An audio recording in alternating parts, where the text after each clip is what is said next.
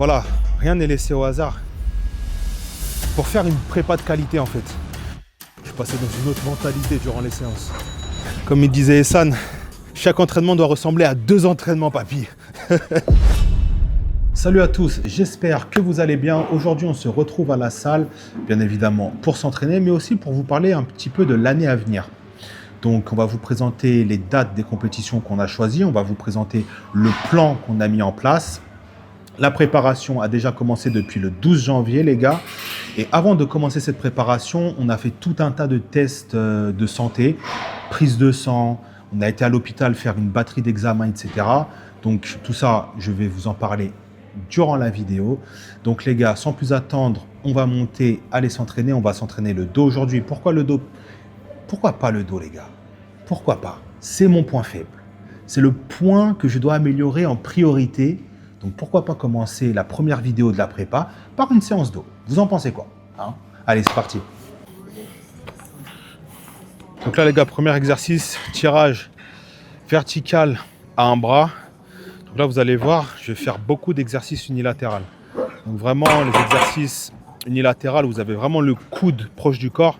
Ça va vraiment travailler le grand dorsal, donc le point que j'ai amélioré en priorité sur le dos. Donc là, on va s'échauffer tranquillement. Monter en gamme, vous connaissez déjà la musique.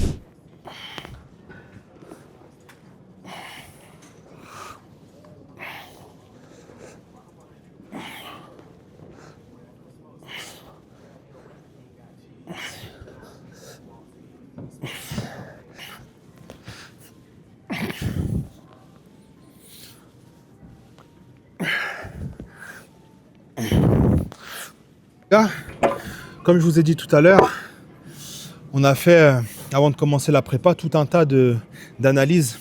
Donc on a fait prise de sang. J'ai également fait un check-up à l'hôpital pour le test du sommeil. Les gars, le moment tant redouté est arrivé. Voici l'heure du repas à l'hôpital. Vous voyez, c'est pas du bluff, 18h36. Déjà, on va commencer par le pain. Le pain, il est tellement dur que tu peux assommer ton pire ennemi avec. La petite soupe. Tes mains, on dirait de l'eau aromatisée. Le plat principal. Ah ouais, déjà le plat principal, si t'as faim, t'as encore faim quand t'as fini de manger l'assiette. Et les 2 pauvres petits desserts, je pense que c'est le truc qui est le meilleur sur tout le repas. Vous savez, en tant que bodybuilder, il y a beaucoup de bodybuilders, on fait de l'apnée du sommeil. Du coup, je n'ai pas encore les résultats, je les aurai dans les quelques jours à venir. Mais voilà, checker si tout était ouvert pour commencer la prépa. Une prise de sang également que je fais très régulièrement. Moi, il faut savoir que je fais une prise de sang complète tous les mois. Donc quand je dis complète, c'est vraiment la prise de sang, si vous n'avez pas d'ordonnance, pour vous donner un ordre d'idée, vous coûte entre 400 et 500 euros, il me semble. Donc une prise de sang complète tous les mois et je fais une mini prise de sang toutes les 2 semaines. Donc vous voyez, il n'y a rien qui est laissé au hasard. Si ça vous intéresse que je fasse une vidéo sur le sujet des prises de sang, quoi analyser, comment les interpréter, etc., dites-le moi en commentaire. Moi, j'adore ça en plus, les gars. Franchement, j'adore tout ce qui est analyse de prise de sang. Donc, ça sera avec plaisir de vous partager cela. Là, on va continuer la montée en gamme.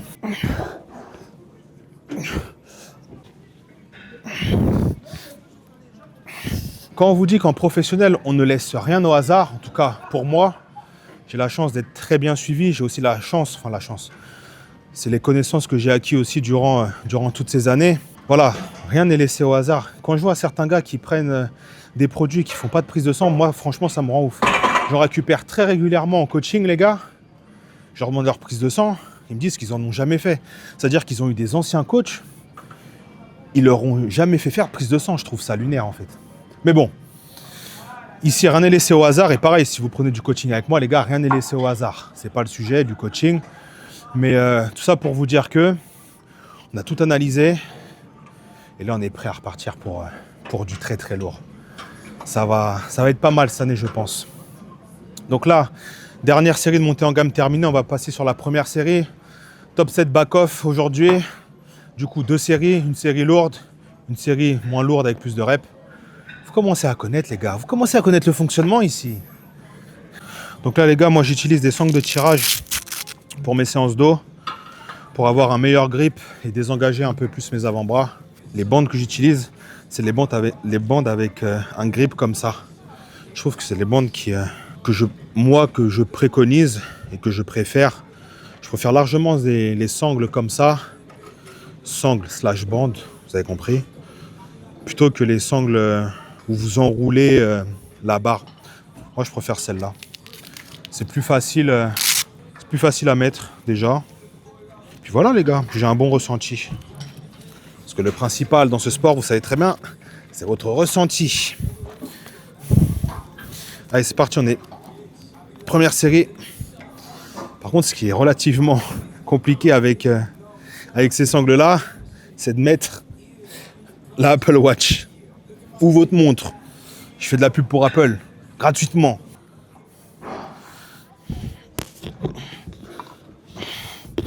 Allez.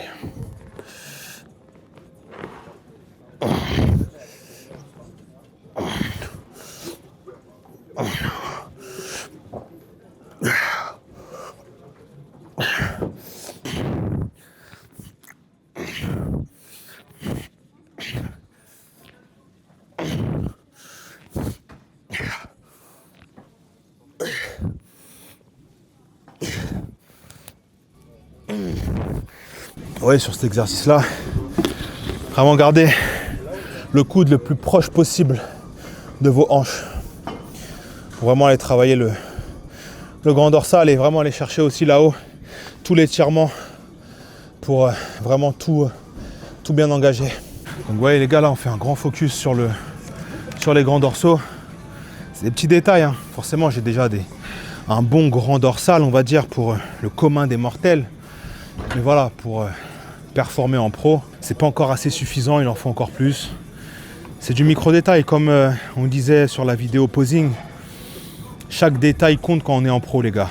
Chaque petit truc fait la différence. Donc,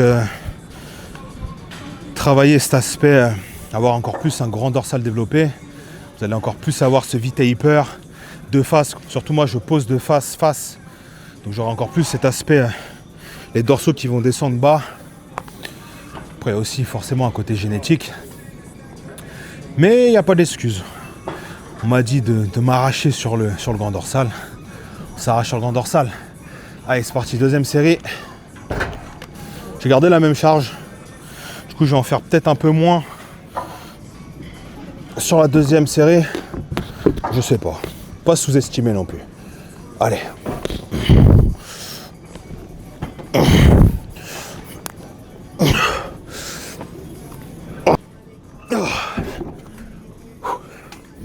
Allez, échec. La prépa elle a commencé, les gars. Je suis passé dans une autre mentalité durant les séances.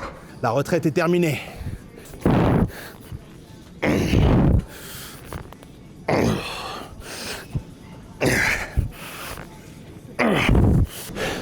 Donc voilà, on a fini les deux séries ici. On va passer encore sur un autre exercice en unilatéral, toujours pour les grands dorsaux. Mais au lieu d'avoir la prise avec la poignée comme ça, on va prendre en prise supination, les gars. Du coup, on change de machine. Donc là, les gars, j'ai ma nouvelle jet. En fait, c'est globalement la jet que j'avais déjà durant la phase de santé, avec un tout petit peu plus de glucides pour l'instant. Donc, de toute façon, ça sert à rien de tout changer d'un coup parce que vous passez en mode prépa. Reprenez le point initial et montez petit à petit. Là, c'est ce que mon coach a fait. Et franchement, vu le travail qu'on a fait là sur la phase santé, j'ai aucun doute sur le fait que durant la prépa, ça va progresser de fou et on verra ce que ça donne sur scène. Après, comme je vous ai dit, ça va faire 3 ans cette année par rapport à ma dernière scène en 2023. Du coup, je sais pas où je me situe réellement par rapport aux autres. Donc les premières compétitions serviront à ça, de savoir où est-ce que je me situe. D'ailleurs, première compétition, on a le calendrier. Donc là les gars, parlant de date, compétition et tout, on a le calendrier exact. Donc la première compétition, c'est le 21 juin en Espagne, suivi d'une semaine après, le 28 juin en Italie. Il n'y a pas la ville exacte, mais il me semble que c'est à Milan. Et encore une semaine après, au Portugal, à Lisbonne. On a relativement pas mal de semaines devant nous pour nous préparer. 23 semaines. Ça peut paraître long, mais ça va aller très très vite. Parce que là, pour vous expliquer un peu le plan, qu'on a mis en place avec Zach, mon coach. Là, les 23 semaines vont se dérouler en 2 phases. Donc on va avoir une phase de 11 semaines jusqu'au 29 mars où on va monter petit à petit dans les tours, on va dire. Et après, on aura vraiment la phase de prépa complète pendant 12 semaines avant la première échéance. Donc vous voyez, ça va aller relativement vite. Et là, chaque entraînement, les gars, chaque entraînement, va falloir se donner, chaque cardio va falloir se donner parce que dès maintenant, ça compte au final. Allez, c'est parti. Du coup, deuxième exercice, tirage vertical en unilatéral, prise supination.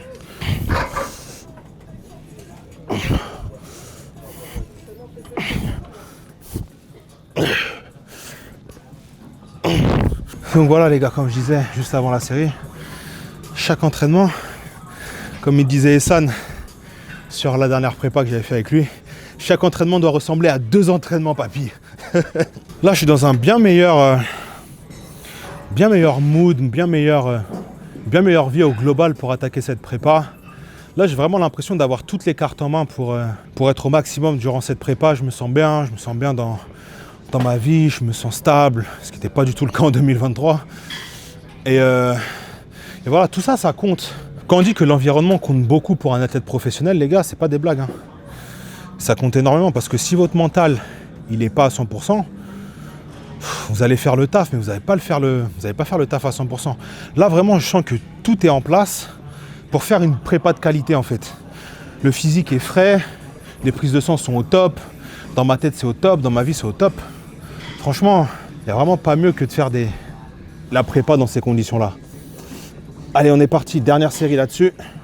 On a augmenté un peu la charge car la première série est un peu légère. C'est parti.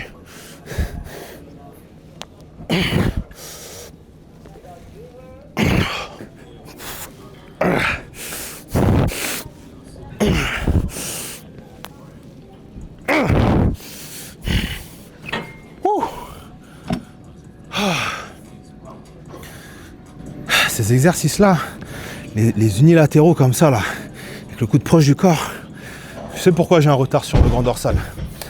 Parce que je les ai trop négligés, ces exos-là. J'ai trop fait les exercices basiques qu'on voit souvent pour le dos, tirage verticaux, prise large, etc. J'ai trop négligé cet aspect unilatéral avec le coude proche du corps. Et je le paye, hein. Je le paye aujourd'hui, les gars. Comme quoi, il faut travailler intelligemment. Vous savez ce que je vais dire? Déchargez vos machines. C'est pas la salle à votre mère, hein, toujours pas. Toujours pas. Donc là les gars, 3e exercice. Vous avez vu, on a débâché entre temps.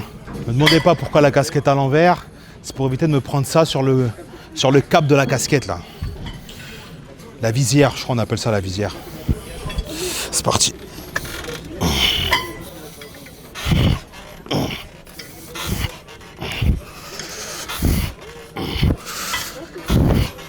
Sur cet exercice-là, tirage vertical en prise serrée, vous avez vu, on reste dans les exercices, dans le thème coude proche du corps. Donc vraiment aller travailler là, ce putain de grand dorsal qui sorte encore plus. Faut que j'ai le grand dorsal de Polo, Paul Gustave. Polo, prochaine vidéo avec toi en plus, hein. T'es le prochain invité sur la chaîne.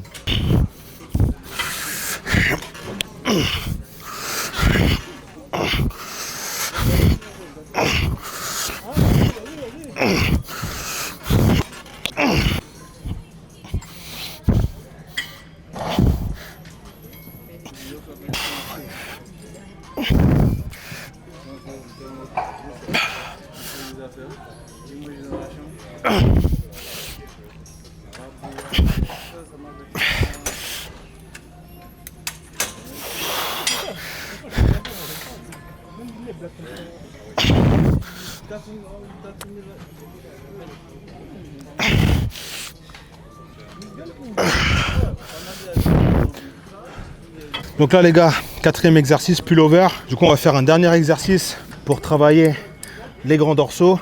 Après on va plus passer sur la partie épaisseur. Donc là on va faire 3 séries sur cet exercice là, entre 10 et 15 répétitions. Donc du coup un peu plus de répétitions que tout à l'heure.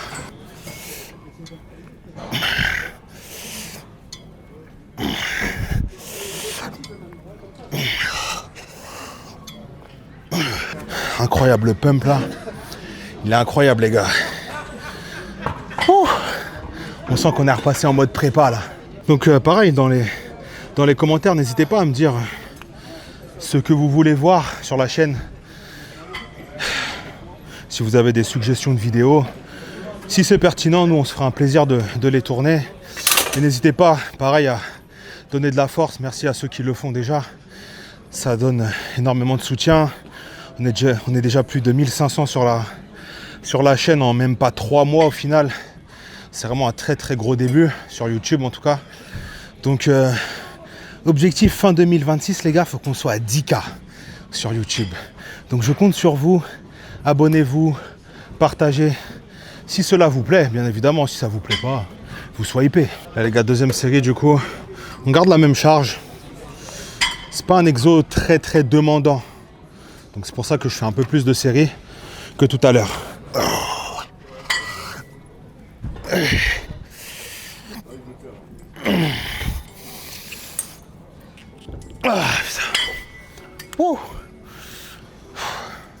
Là on sent qu'on commence à arriver vers la fin de la séance là. Le jus il commence à décroître. Mais bon, pas d'excuses. Surtout là en prépa les gars, il n'y a pas d'excuses. Même si tu as faim, même si tu es fatigué, même si tu n'as pas dormi. Si tu dois faire une séance, tu dois la faire. Là j'ai hâte de remonter sur scène. Suivre le processus jusqu'à fin juin, voir le corps évoluer. Franchement, ça c'est vraiment des trucs, il n'y a que les compétiteurs qui peuvent vraiment savoir ce que ça fait. Parce que vraiment le changement physique que vous avez dans les dernières semaines et encore plus dans les derniers jours avant une prépa, les gars, c'est tellement... C'est un sentiment assez contradictoire. Quand tu es sur le coup, quand tu es sur le moment, quand tu as la tête dans le guidon, quand tu es en pleine prépa, tu te dis mais merde, je suis pas assez sec. Alors que le mec il est écorché, hein. T'es écorché de ouf. Mais toi dans ta tête tu te dis putain je suis pas assez sec. Et quand tu vas revoir les mêmes photos, les mêmes vidéos quelques mois après, quand tu seras en off, tu vas dire ah putain j'étais bien quand même. Mais je pense qu'on a tous ce syndrome. Jamais on va se dire ouais ça y est je suis prêt, je vais défoncer tout le monde. Alors ceux qui font ça, vous avez vraiment soit un ego démesuré ou soit une confiance en vous incroyable. Mais moi c'est pas mon cas.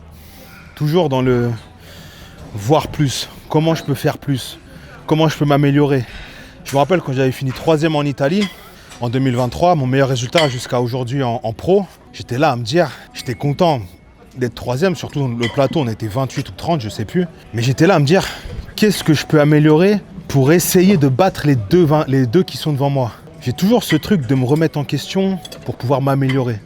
Même quand j'avais gagné ma carte pro en 2021, alors que j'avais tout gagné, forcément vous connaissez quand pour gagner une carte pro, il faut gagner votre KT, il faut gagner l'overall. J'avais tout gagné, du coup là c'était en amateur, et j'étais en train de me dire, putain je suis pas assez bien. Et j'ai toujours ce truc de remise en question continue. Et je pense que c'est pour ça que je continue à m'améliorer, et même quand je suis en phase santé comme dernièrement, avant de commencer la prépa, même Zach, mon préparateur, il était étonné de la manière dont je progressais en phase santé.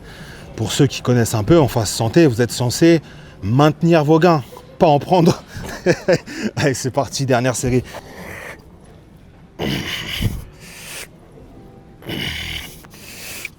Bon les gars, exercice terminé. Du coup, là on a vraiment fait 4 exos axés sur les grands dorsaux.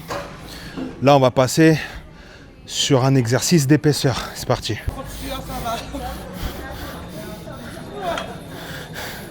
Donc là les gars, 5e exo, je sais plus. Bref, T-bar. Cet exercice-là, j'adore. Surtout si vous avez la chance d'avoir cette machine dans vos salles. Elle est vraiment top. Donc là on est parti. On va repasser du coup sur top set back-off pour cet exercice-là. Qui est très demandant. Mais bon, pas d'excuses.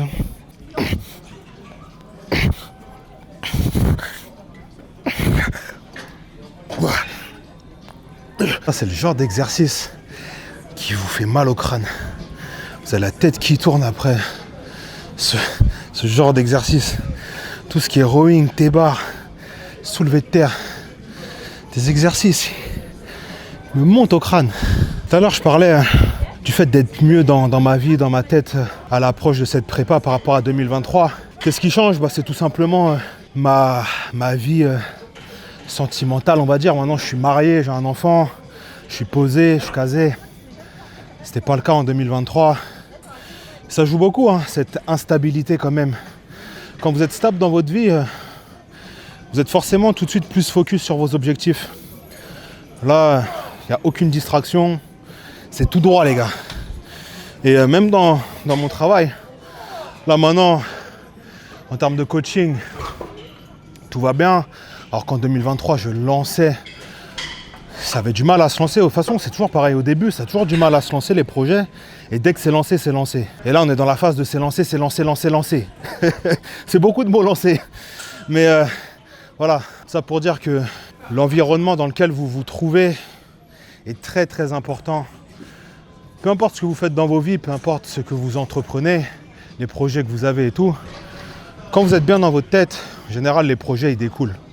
Du coup, dernière série.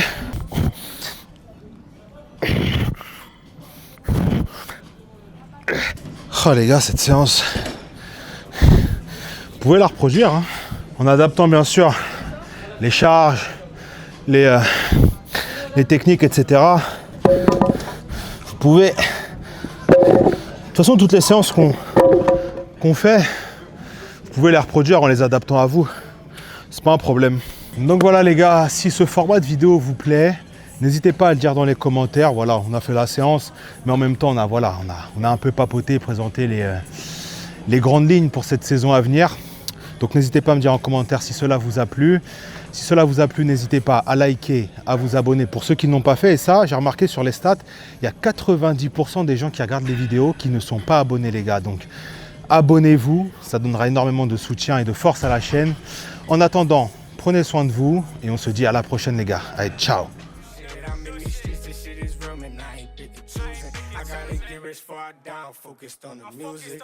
It's just me and my uncle, my grandmother raised me, he more like my brother.